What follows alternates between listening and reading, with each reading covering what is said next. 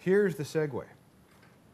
I just came from an interview, not 10 minutes ago, with Chrissy Hynde. Wow. And I say to Chrissy Hynde, what are your battles these days? And she goes, vegetarianism, shutting down the slaughterhouses, making sure people stop eating meat. So, let's talk about your new album. Which is called? Meat. Meat. Wow. I'll ask what Chrissy wanted to know. Why is it called Meat? To be honest, I was like, was falling in love, and there was lots of sex, and meat was it's just, the other record's called Milk, and it was just sort of, men are the meat and women are the milk, and it's a very sexy kind of combination. So it has nothing to do with like hamburgers or vegetarianism or any anti-vegetarianism. It's an allegory. Yeah. Simile, a metaphor. Mm-hmm. Gotcha. All right. What's different about this record? I put it on and I'm thinking, there's a different sound here. There's a different vibe here. Or am I drunk? I don't think you're drunk. You know what it is? It's probably the sound of a fellow feeling very, very free once he'd left his situation with a major label. I'm up north in my little place with my engineer, and I have a grand studio that overlooks the trees, and I was in a real emotional predicament, but emotional predicament added to feeling absolutely free to do whatever I want, knowing that music wasn't going to be judged in a boardroom meeting. It was entirely consuming and exciting.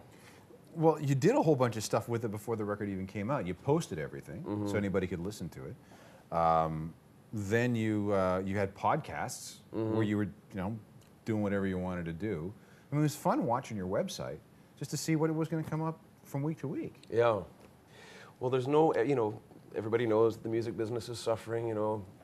It's been in recession for going on 10 plus years now, and nobody seems to be able to agree on what the next way to monetize or commercialize music, and so why not? I mean, Radiohead did Pay What You Can, and they have an audience that's big enough that they could do that, and for me, I just thought it would be fun to release things slowly online. There's a sense too, that if you make the song, you make the record, and then it sits on a shelf for a while the label decides what they're going to do with it, and you're a very different person by the time you end up having to do the interviews and tour those records. And I think it's pretty cool that you're like a bakery, you make the song, and people get to eat that fresh bread while it's still warm. It makes more sense to me somehow. Yeah, and you forget how to play the songs too. I mean, I was talking to the Bare Naked Ladies. They have a record coming out in March. Yep. It's been done since August. Yeah. And they're just sitting around going, oh, Ian Thornley, same guy, right? Yep. Same kind of situation. Record sits on a shelf for 18 months. Yeah. As people decide what they're going to do with it. And by the time the record comes out, does he even like the songs anymore? It's not very conducive to the process, I guess, of most artists. And I like to make a lot of stuff just because it's my job and it's what I do, and I still love it. I still love it and I'm still passionate about it. I was raised by a record collecting, music fanatical father who played the drums, and I've never sort of deviated from that just love of making stuff and the incredible childlike excitement that you get from being in the studio.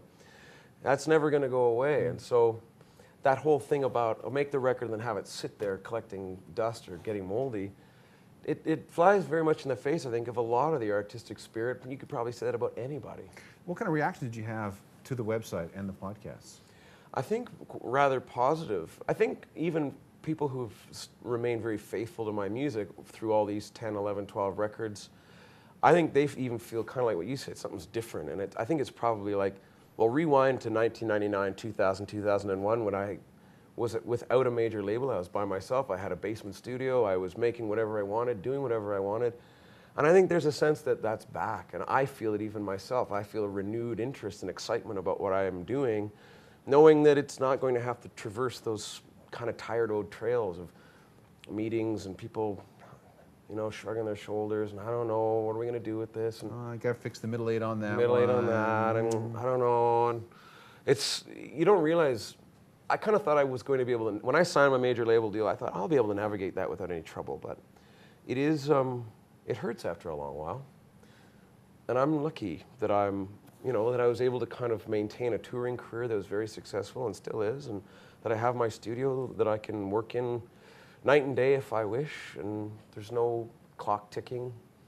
It's pretty nice. Can we go through some of the songs? Mm-hmm. Okay, Song for Sarah Jane, which is that the song that's going to start the album? That is the song that starts That's the a album. very plaintive and powerful song to start this record. Yeah.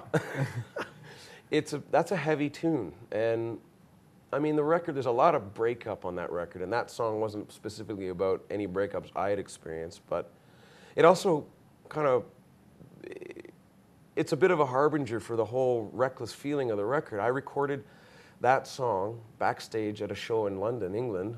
Is that why there are sound effects of doors slamming? That's right. That's roadies bringing the front of house in, because Sarah Jane, a friend of mine in England, was going to sing with me, and she'd been bugging me to write a song for her, which I hadn't done, and I didn't know what she was going to sing with me on stage. So there was a piano backstage. It's an old church, a beautiful place called Union Chapel, and I wrote the song that afternoon, and I played it onto my little recorder, and that's the version I played for her to learn the song, and it just sounded just right. It's awfully authentic. It is, yeah. Yeah. Thanks. Oh. French Girl in L.A. Yeah. Is that a breakup song? That kind of rocks. So. Not a breakup song. No, I was in Los Angeles back when there was a time in my career where I was this sort of next big thing in France, and I was a bit of a cult star for a minute there, and I was hanging out with movie stars, and so every once in a while I still have these French connections, and I was in Malibu writing a song for Marion Cotillard, who was in the Vie en Rose, playing Edith Piaf. And we go back a long ways. She was in a video of mine years ago, and this was a week before she went on to win the Oscar. And just to see this French, classy, stunning French woman, and we're in the studio with all of her sort of friends and entourage, and the busyness going on behind her eyes, just faced with that pressure of, you know, I'm nominated for an Oscar. It's sounding like the pundits are sort of thinking it's going to go to me, and that it was just frantic, and the whole feeling of that dirty, disposable Californian culture, which I absolutely love, set against the backdrop of this French girl in LA, it just seemed somehow absurd and mad that this woman was falling into this kind of this life, and she was having lunch with Sharon Stone, and Sharon Stone said I should just eat this experience up, and it just looked like such a conflict, and the French too are so righteous and moral and about these artistic things, and even to see her playing through that, her cultural, there was a sort of a cultural polarity. It was fascinating. Weird little disconnect between her experience and the California. Yeah, exactly. Chocolate Mouth is a big song. Yeah. And I don't even know what that's about, that song. It was a riff. Do you like it? I do. I got here, big song, cool. We recorded everything, all the drums went through guitar amplifiers. It was very nerdy.